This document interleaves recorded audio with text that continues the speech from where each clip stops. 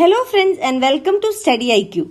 In this lecture, we will be discussing about the proposed new base year from the next fiscal year. The government has announced that they will be revising the base year for the GDP as well as the CPI. Let us see what is the proposed change. So, the GDP is going to get a new base year, that is 2017-18 will be the new base year for the GDP. At present, it is 2011-12. And coming to CPI, the Consumers Price Index, it is going to get a new base year, that is 2018, and at present the base year is 2012. Base year revision is usually done in 5 years. And what is a base year? Base year refers to a normal year. So, what is normal year in economic terms? A normal year in economic terms means that there will be moderate rate of inflation in that year. So, when we say moderate rate, the rate of inflation is not too high and also not too less. This will be moderate. What is the importance of base year? We will learn about it later in this module itself when we take some illustrations and explain the base year concept. So, why is base year calculated? This is to accommodate and factor the changes that take place in the economic scenario of a country. There will be lot of changes in the economic scenario like the inflation changes, changes in interest rates, other macroeconomic changes, etc. So, in order to accommodate these changes and give some data, the base year has been taken into consideration. Let us see what is a GDP. GDP refers to Gross Domestic Product. It is the money value of all final goods and services produced in the domestic territory of a country during a financial year. Let us see this in detail. First of all, it is the money value. So, GDP means the monetary value of what? The final goods and services produced in the economy. So, second important thing is final goods and services, which means that GDP does not take into account the value of intermediate goods and services. So, what is the difference between final goods and services and intermediate goods and services? There are basically two types of goods. Final goods, second is intermediate goods. So, final goods means those goods which are consumed directly. But intermediate goods means those goods which are again used in the production process.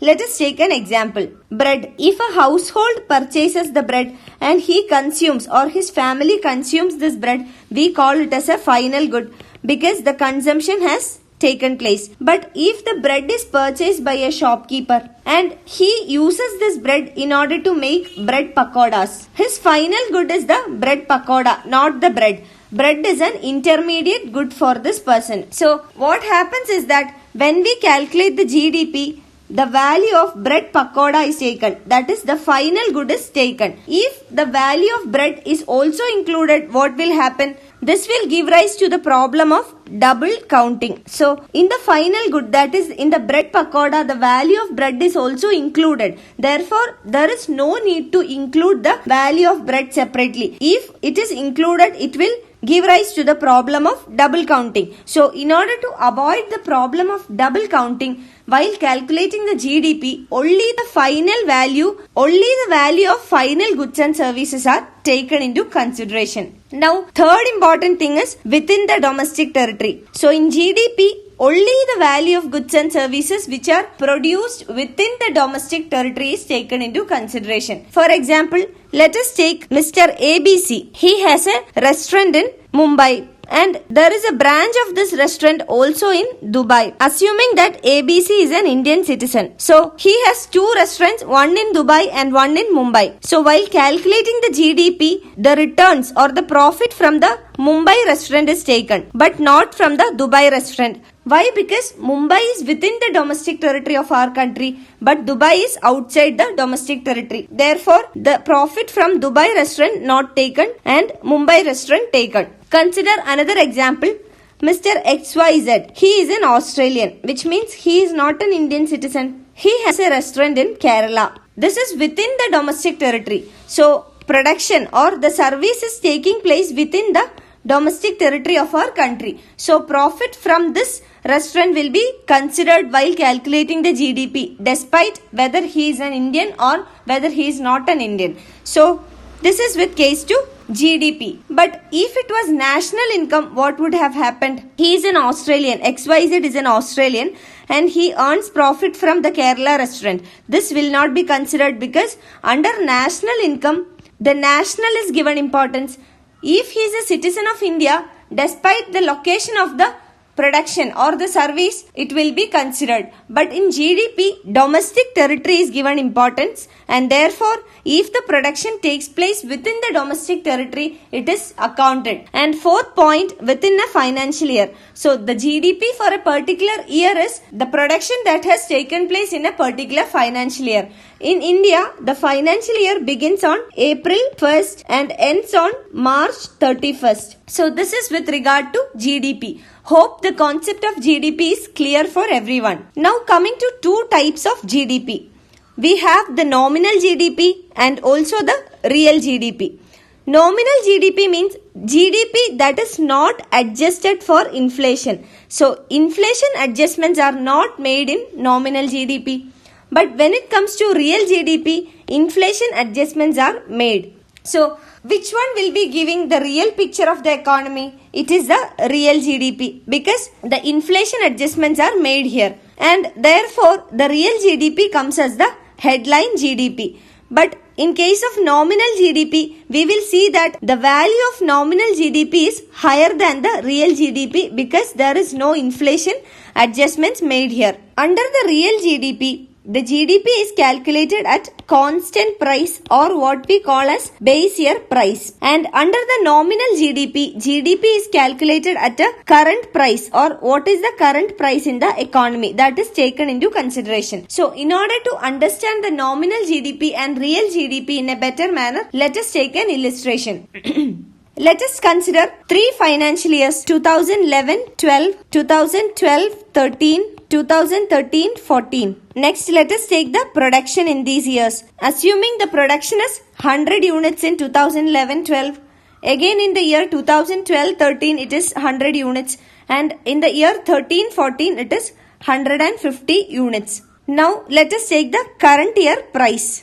The current year price for 2011-12, let us assume it as rupees 10 per unit. 12-13 it is rupees 15 per unit. And 13-14 it is again rupees 15 per unit. Now taking the base year price or the constant price. So here the base year is 2011-12. So the current year price of 2011-12 will be the base year price because the base year here is 11-12. So the base year price will be 10 per unit for the 3 years. 11-12, 12-13 and 13-14 also the base year price will be the same, that is rupees 10 per unit. Now coming to the calculation of GDP. First, the GDP at current price. So GDP at current price is also known as the nominal GDP. Production here is 100 units in 2011-12. Production into current year price will give you nominal GDP. 100 into 10,000. Again in the year 2012-13, production 100 into current year price 1,500. In the year 2013-14, production 150 into current year price 15, 2,250. So these are the nominal GDPs for the 3 years. Now coming to GDP at constant price or what we call as real GDP. Real GDP means production into base year price. So 100 into 10,000 for 2011-12, 100 into 10 again for 2012-13, 1000 and 150 into 10,500. Coming back to the illustration, we will see that in the year 2012-13, the GDP at current prices or the nominal GDP has increased to 1,500 from 1,000. But here the real GDP did not increase. What is the reason? We can say that the real GDP will increase only if there is an increase in the production. Here in 2012-13 we will see that the production is same 100 units. 2011-12 also production was 100 units. But what has happened? The current year prices has increased. Because there was an increase in the current year prices, this has increased the current year GDP or the nominal GDP. So, with an increase in prices, the nominal GDP will increase, which means inflation. Increase in the prices is inflation. So, with an inflation in the economy, the nominal GDP will increase, and this will not give the actual picture regarding the production, because here we will see that the production is 100 units only. The production is equal. It did not increase or decrease, but what really increased is the current year prices. So when prices increased, there was inflation in the economy, and due to this inflation, it has affected the nominal GDP. The nominal GDP increased, but here the real GDP did not increase because the production is the same, and we are considering the base year prices. Coming to 2013-14, we will see that production has increased from 100 units to 150 units. The current year price is 15 and the base year price is 10. So here we will see there is an increase in nominal GDP as well as real GDP. What is the reason? Here the production has increased, and that is why the GDP at constant prices or the real GDP increased. But coming to nominal GDP, this is one reason is because of the increase in production. Second reason is because of an increase in price. So we can conclude by saying that nominal GDP is not adjusted to inflation, and therefore the nominal GDP will increase if there is an increase in price in the economy without an increase in the production. But in case of real GDP, it is adjusted to inflation. Therefore, an increase in real GDP will happen only if there is an increase in production. So an increase in the prices will not increase the real GDP. From this example, hope the difference between the nominal GDP and real GDP is clear for you, and also the importance of base year, and that is the reason government brings in the concept of base year. So base year is important in order to calculate the real GDP, and now the base year is 2011-12. Government is planning to change it to 2017-18. Now coming to Consumer Price Index or the CPI. What is CPI? It tracks the changes in inflation at the retail level, and that is why it is also known as retail inflation. So this is basically with regard to an increase in the prices in the retail level. A persistent increase in the prices of commodities is known as inflation, and tracking of inflation at the retail level is Consumer Price Index. So why is Consumer Price Index important? Consumer Price Index makes the base for changes in policy interest rate. What is policy interest rates? These are repo rates, reverse repo rate, bank rate, CRR, SLR. All these rates have been increased. Any change in all these rates will be on the basis of the CPI data or the Consumer Price Index data. So in order to make the policy changes, the data on Consumer Price Index is taken. At present, the base year for CPI is 2012, and from the next fiscal year onwards, it will be changed to 2018. So this also will be updated. Why is there a need to change or update the base year? This is because we have to accommodate the economic changes. With time, the economy also changes. So we need to accommodate these changes, and that is why in order to arrive at precise data, the base year needs to be changed. And now the CPI base year will also be changed to 2018. You can find the PDF of this lecture on my Facebook page.